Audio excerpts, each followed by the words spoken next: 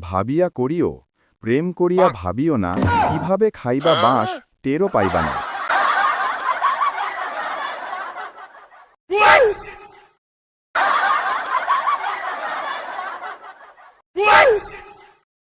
বাংলাদেশের এই যে ক্ষতি করছে, এই মানুষগুলো কি বাংলাদেশের নাগরিক না? বাসে আগুন দিচ্ছে, বাড়িতে আগুন দিচ্ছে। আরে দোস্ত, এই সুযোগ আর বারবার পাবি না। একটা বাসে আগুন দিলে ৫০,০০০ টাকা পাওয়া যাচ্ছে। দোস্ত, এই সুযোগ আর বারবার পাবি না। এখনই টাকা কামানোর সময়। তুই ওদিক ফিরে কথা বলছিস কেন? আরে দেখছি পুলিশ আছে কিনা। আরে দোস্ত, তুই যে বাসে আগুন দিচ্ছিস, তোর পরিবার তো ওই বাসে থাকতে পারে। আর তোর পরিবার যদি নাও থাকে, যারা গাড়িতে আছে তারাও তো মানুষ। এগুলো করিস না, আল্লাহ কোনো দিন এগুলো ক্ষমা করবে না। দোস্ত, আমার ভুল আমি বুঝতে পেরেছি। আমাকে ক্ষমা করে দিস। আমি আর এগুলো পথে যাব না। তওবা করলাম।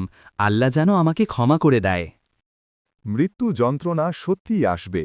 হে মানুষ, এটাই সেই জিনিস যা থেকে তুমি পালাতে চাইতে। সূরা কাফ, আয়াত নম্বর ১৯। আজকের গল্প, ছাত্রজীবনে ভালোবেসে ভুল করেছি। ছাত্রজীবনটা আসলে খুব আলাদা একটা জগৎ। স্বপ্ন, ভুল, আবেগ সবই থাকে একসাথে। আর সেই আবেগের একটা নামই ছিল মনীষা। আমি তখন কলেজে প্রথম বর্ষের ছাত্র।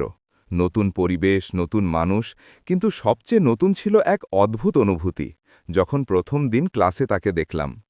টিফিনের টেবিলের পাশে দাঁড়িয়ে থাকা মেয়েটাকে দেখে মনে হলো যেন আমার পৃথিবীটা একটু থমকে গেছে। বন্ধুরা বলল, এই বয়সে সমস্ত ভুল এখান থেকেই শুরু হয়। হয়তো ওরাই ঠিক ছিল।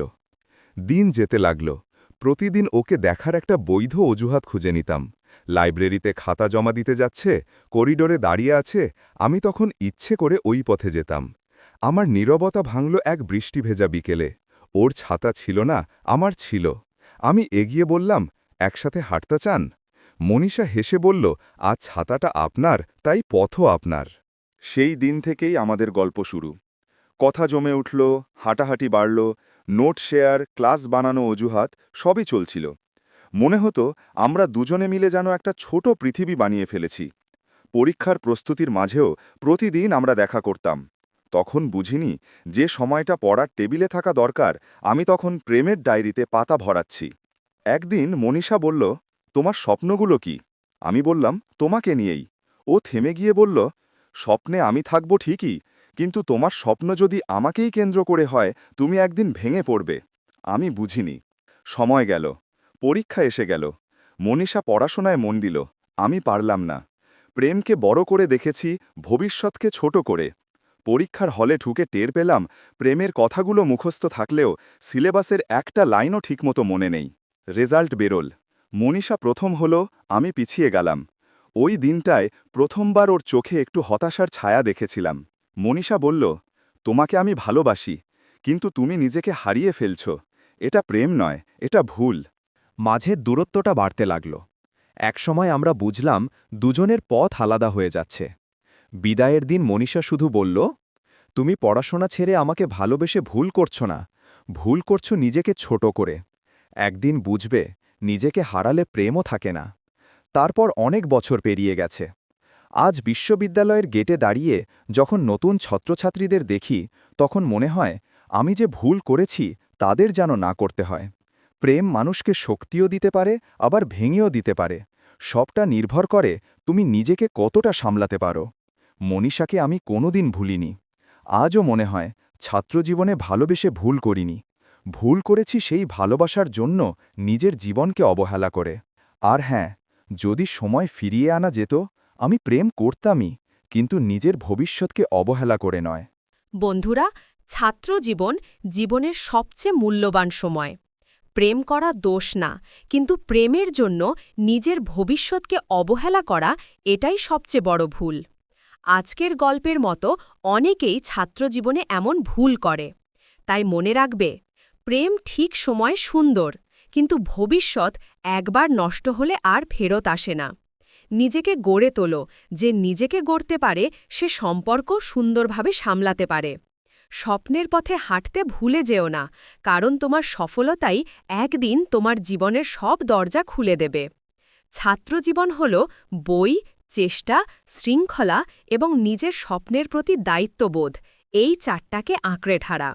মনে রেখো, প্রেম থাকবে, কিন্তু লক্ষ্য হারালে প্রেমও থাকে না। আর যারা নিজের লক্ষ্য ধরে রাখে, প্রেম তার হাত ধরেই আসে। চ্যানেলের জন্য সমাপ্তির কথা। বন্ধুরা, আজকের গল্প যদি তোমাদের ভালো লেগে থাকে তাহলে লাইক দেবে, কমেন্টে তোমার মতামত জানাবে আর অবশ্যই চ্যানেলটি সাবস্ক্রাইব করে পাশে থাকবে। তোমাদের প্রতিটি লাইক, কমেন্ট আর সাবস্ক্রিপশন আমাদের আরও অনুপ্রাণিত করে নতুন গল্প, নতুন ভিডিও নিয়ে আসতে। আজকের ভিডিও এখানেই শেষ। ভালো থাকবেন, নিরাপদে থাকবেন আর নিজের স্বপ্নকে ভুলবেন না। আসসালামু আলাইকুম। শুধুই ভাগ্যের জোরে 2টা বান্ধবী পাইছিলাম। একটা তো ছিল মেন্টাল আর একটা ছিল সেন্টিমেন্টাল।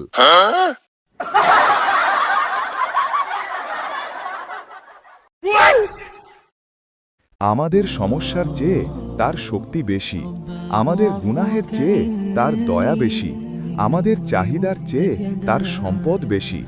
তবুও কেন আমরা আল্লাহর কাছে চাওয়া থেকে উদাসীন? আব্দুল্লাহ ইবনু মাসুদ রাদিয়াল্লাহু আনহু থেকে বর্ণিত, এক ব্যক্তি রাসূলুল্লাহ সাল্লাল্লাহু আলাইহি ওয়াসাল্লামকে জিজ্ঞেস করল, হে আল্লাহর রাসূল, আল্লাহর নিকটে কোন গুনাহটি সবচেয়ে বড়? তিনি বললেন, আল্লাহর কোনো সমকক্ষ সাব্যস্ত করা, অথচ তিনি তোমাকে সৃষ্টি করেছেন। লোকটি বলল, তারপর কোনটি? তিনি বললেন, তোমার সন্তানকে হত্যা করা, এই ভয়ে যে সে তোমার সাথে খাবে, অর্থাৎ দারিদ্র্যের ভয়ে সন্তান হত্যা করা। সে বলল, তারপর কোনটি? তিনি বললেন, প্রতিবেশীর স্ত্রীর সাথে তোমার ব্যভিচারে লিপ্ত হওয়া। রাসূল সাল্লাল্লাহু আলাইহি ওয়াসাল্লামের একথারই সত্যায়ন করে আল্লাহ পাক নেককার লোকদের প্রশংসায় আয়াত নাজিল করেন, আর যারা আল্লাহর সাথে অন্য কোনো উপাস্যকে আহ্বান করে না এবং যারা অন্যায়ভাবে মানুষ হত্যা করে না যাকে আল্লাহ হারাম করেছেন এবং যারা ব্যভিচার করে না। সূরা ফুরকান ৬৮, বুখারী, মুসলিম, মিশকাত ৪৯। হাদিসের মান সহিহ হাদিস। আব্দুল্লাহ ইবনে আমর ইবনুল আস রাদিয়াল্লাহু আনহু থেকে বর্ণিত, রাসূলুল্লাহ সাল্লাল্লাহু আলাইহি ওয়াসাল্লাম এরশাদ করেছেন যে, কাবিরা গুনাহসমূহ হল ১. আল্লাহর সাথে শরিক করা, ২. পিতামাতার অবাধ্য হওয়া, ৩. মানুষ হত্যা করা এবং ৪. মিথ্যা শপথ করা। বুখারী ৬৬৭৫। কিন্তু আনাস রায়ের বর্ণনায় মিথ্যা শপথের বদলে মিথ্যা সাক্ষ্য শব্দ এসেছে। বুখারী, মুসলিম, মিশকাত ৫১। হাদিসের মান সহিহ হাদিস। আবু হুরায়রা রাদিয়াল্লাহু আনহু থেকে বর্ণিত, রাসূলুল্লাহ সাল্লাল্লাহু আলাইহি ওয়াসাল্লাম বলেছেন, তোমরা ৭টি ধ্বংসকারী বিষয় হতে দূরে থাকবে। সাহাবীগণ বললেন, সেগুলি কি? আল্লাহর রাসূল সাল্লাল্লাহু আলাইহি ওয়াসাল্লাম বললেন, ১. আল্লাহর সাথে অন্যকে শরিক করা, ২. জাদু করা, ৩. অন্যায়ভাবে কোনো মানুষকে হত্যা করা যা আল্লাহ হারাম করেছেন, ৪. সুদ খাওয়া, ৫. ইয়াতিমের মাল অন্যায়ভাবে ভক্ষণ করা, ৬. জিহাদের ময়দান থেকে পালিয়ে যাওয়া এবং ৭. সরলা নির্দোষ মুমিন মহিলাদের নামে ব্যভিচারের অপবাদ দেওয়া। বুখারী, মুসলিম, মিশকাত ৫২। হাদিসের মান সহিহ হাদিস। আল্লাহ আমাদের সবাইকে এই ৭টি ধ্বংসকারী গুনাহ থেকে হেফাজত করুন, আমিন। যারা ভিডিওটি দেখছেন, নিজে আমল করুন, অন্যকেও জানিয়ে দিন। আল্লাহ হাফেজ। কিচ্ছু ভাল লাগছে না, কাউকে আধ ঘন্টা থাপড়াইতে পারলে ভাল লাগত। এই ধর হারামজাদারে, ওরে থাপড়ানো বাইর করতেছি।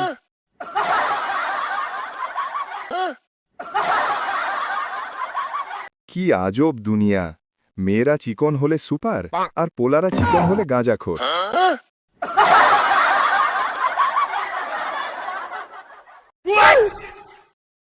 মেয়েরা সিগারেট দেখলে ভয় পায় কেন?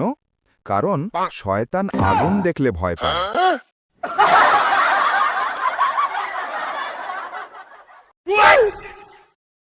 একটা ছিল সোনার কন্যা, উকুন ভরা কেশ। উকুন নাশক দিতে দিতে মাথার চুল তার শেষ।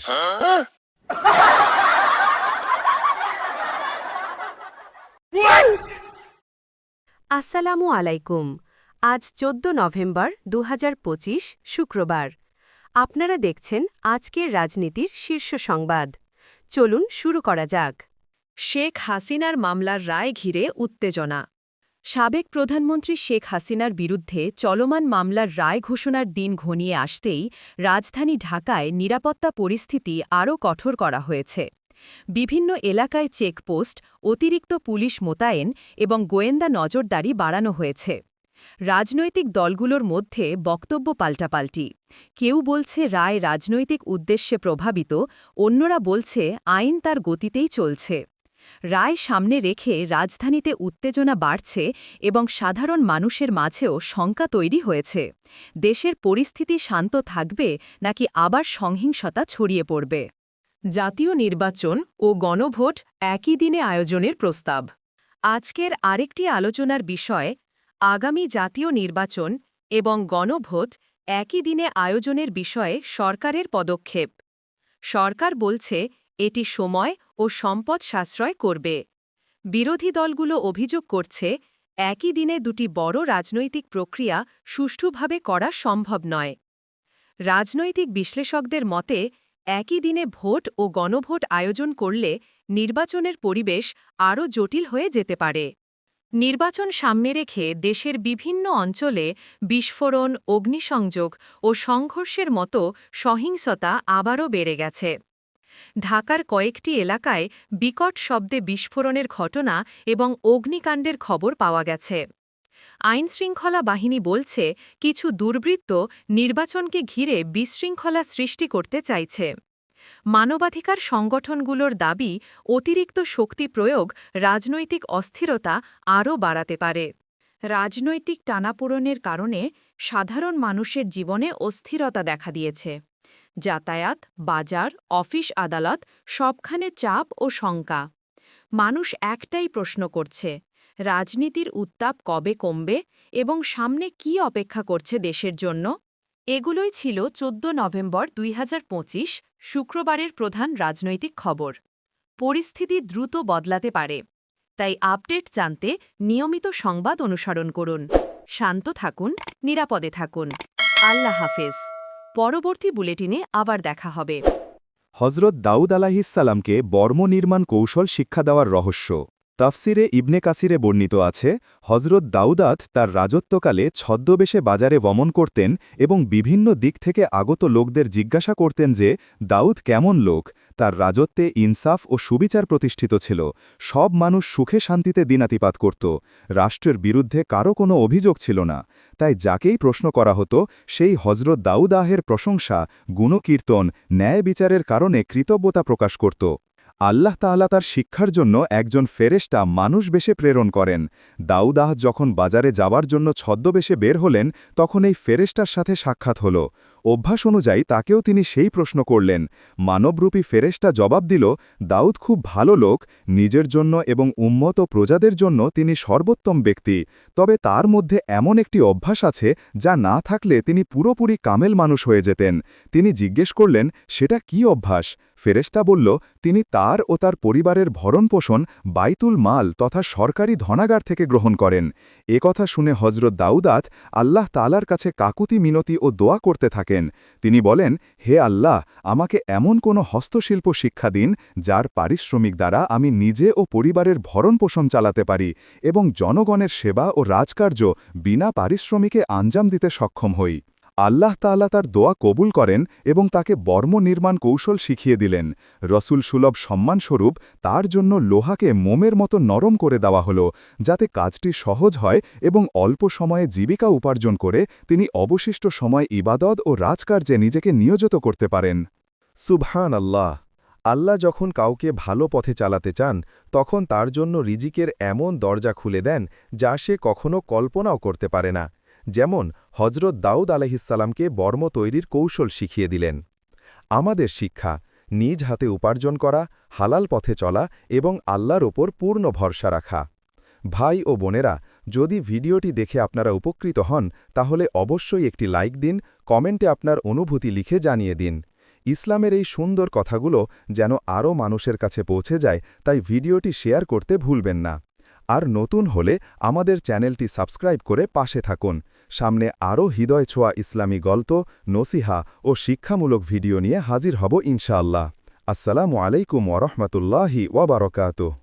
হজরত মুসা আলাইহিসসালাম যখন জাদুকরদের মোকাবেলায় সফল হন এবং জাদুকররা মুসলমান হয়ে যায় তখন বিবি আসিয়া তার ঈমান প্রকাশ করেন ফিরাউন ক্রুদ্ধ হয়ে তাকে ভীষণ শাস্তি দিতে চাইল কতক বর্ণনায় আছে ফিরাউন তার 4 হাত পায়ে পেরেক মেরে বুকের উপর ভারী পাথর রেখে দিল যাতে তিনি নড়াচড়া পর্যন্ত না করতে পারেন এ অবস্থায় তিনি আল্লাহ তাআলার কাছে দোয়া করেন কোনো বর্ণনায় আছে ফিরাউন উপর থেকে একটি ভারী পাথর তার মাথার উপর ফেলে দিতে মনস্থ করলেন তখন তিনি মহান আল্লাহর দরবারে এই দোয়া করেন হে আমার পালনকর্তা আপনার সন্নিকটে জান্নাতে আমার জন্যে একটি গৃহ নির্মাণ করুন আমাকে ফিরাউন ও তার দুষ্কর্ম থেকে উদ্ধার করুন এবং আমাকে জালিম সম্প্রদায় থেকে মুক্তি দিন ফলে আল্লাহ তাআলা তার আত্মা কবজ করে নেন এবং পাথরটি নিষ্প্রাণ দেহের উপর পতিত হয় তিনি দোয়ায় বলেন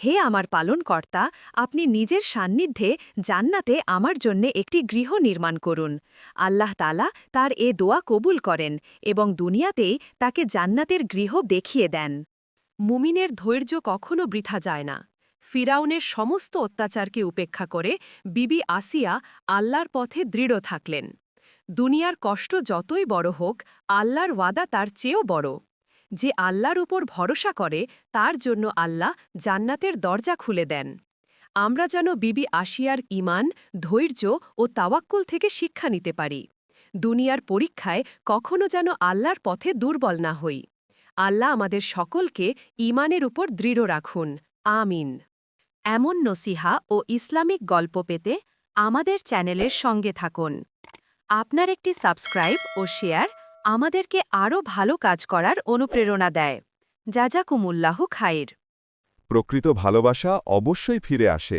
আমারটা এসেছে বিয়ের কার্ড দিতে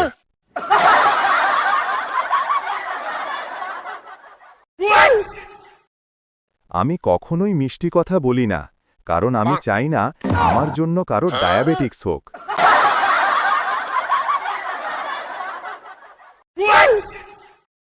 ডাক্তারের কাছে একটাই থার্মোমিটার থাকে যা ছেলেরা বগলে লাগায় আর মেয়েরা মুখে বাকিটা ইতিহাস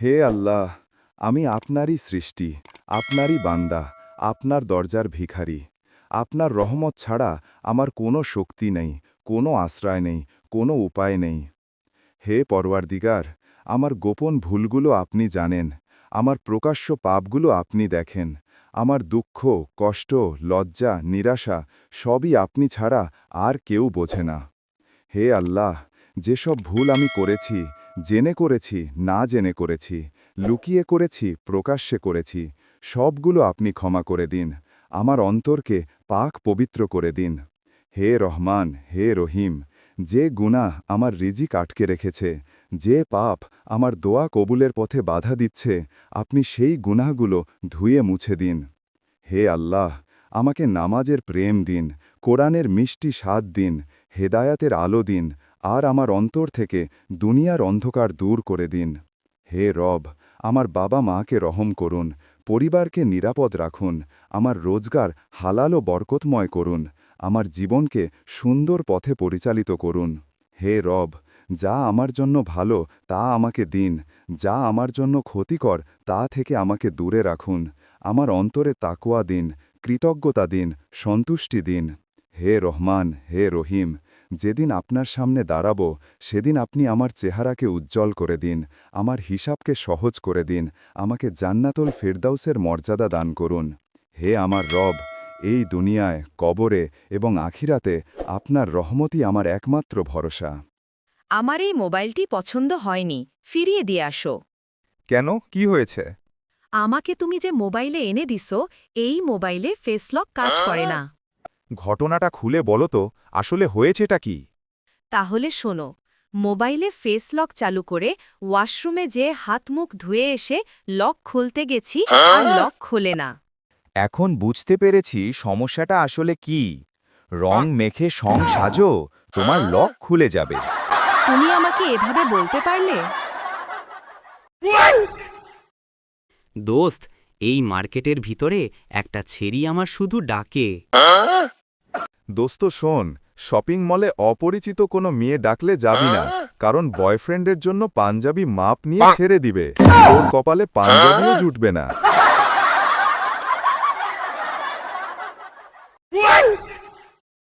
রাকিব চাচার ফেসবুক আইডিটা আনফ্রেন্ড করার পর জানতে পারলাম ওই আইডিটার মেয়ে চালায়। জীবন যুদ্ধে আবারও হেরে গেলাম।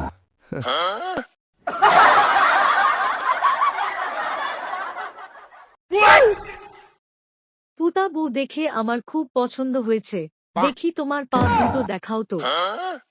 দাদিমা, আপনি মুরব্বী মানুষ, আমার পা টিপার দরকার নেই। আমার মেয়ের আদব দেখে আমরা সবাই মুগ্ধ। এমনকি গ্রামের লোকজন এসে আমার মেয়ের কাছে আদব শেখে। যে যাই বলুক, এই মেয়ে আমার পছন্দ হয়েছে। এই মেয়ে ছাড়া আমি বিয়েই করব না। ওগো তুমি লোকের কথায় কান দিও না। যাওয়ার আগে আমার মোবাইলে 500 টাকা ফ্লেক্সি দিয়ে যেও, আমার কিন্তু এমবির মেয়াদ শেষ। ভালোবাসা তো কম ছিল না, শুধু বাজেটের অভাবে তাজমহল বানাতে পারিনি। নাও, এখন তোমার বক্তব্য শুরু করো। চাপা একটু কমায় মারো, এখনই কিন্তু এখান থেকে হাঁটা দেবে।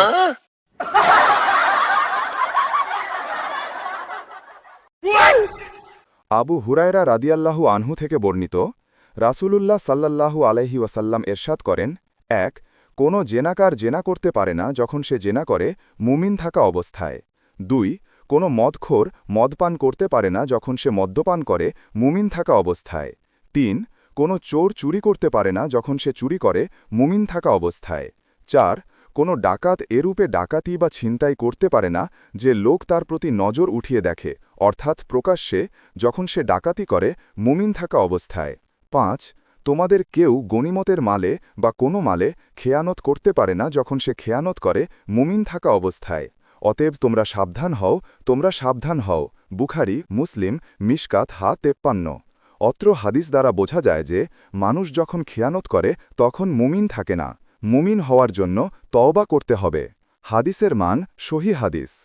আল্লাহ পাক আমাদের সকলকে কবুল করে নিক এবং ন্যায়ের পথে অটল থাকার তৌফিক দান করুন। আমিন করুক। আমিন। ৩ বছর আগে বাবু ডাকা মেয়েটি আজকে তার বাচ্চার মামা বানিয়ে দিল। বেঈমান শালী, তুই একটা বেঈমান।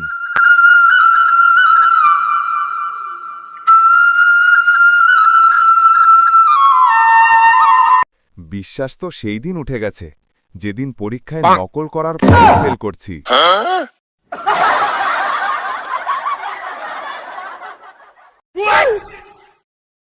দামি মেকআপ করে ফর্সা হইবা, আর বিয়ের পর বাচ্চা কালো হলে বলবা বাপের মতো। ইয়ার কি পাইছো?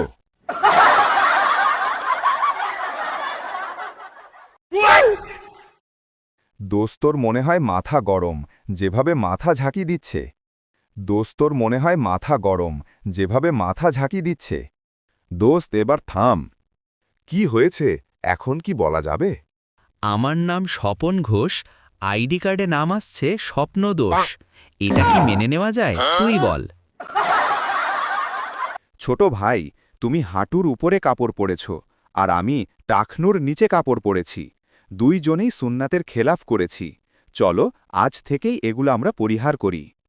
তুই ঠিক বলেছিস ভাই, প্রত্যেকটা মুসলিমকে আল্লাহর সন্তুষ্টি অর্জন করা উচিত, তাহলে দুনিয়াতে শান্তি এবং পরকালে মুক্তি আশা করা যাবে।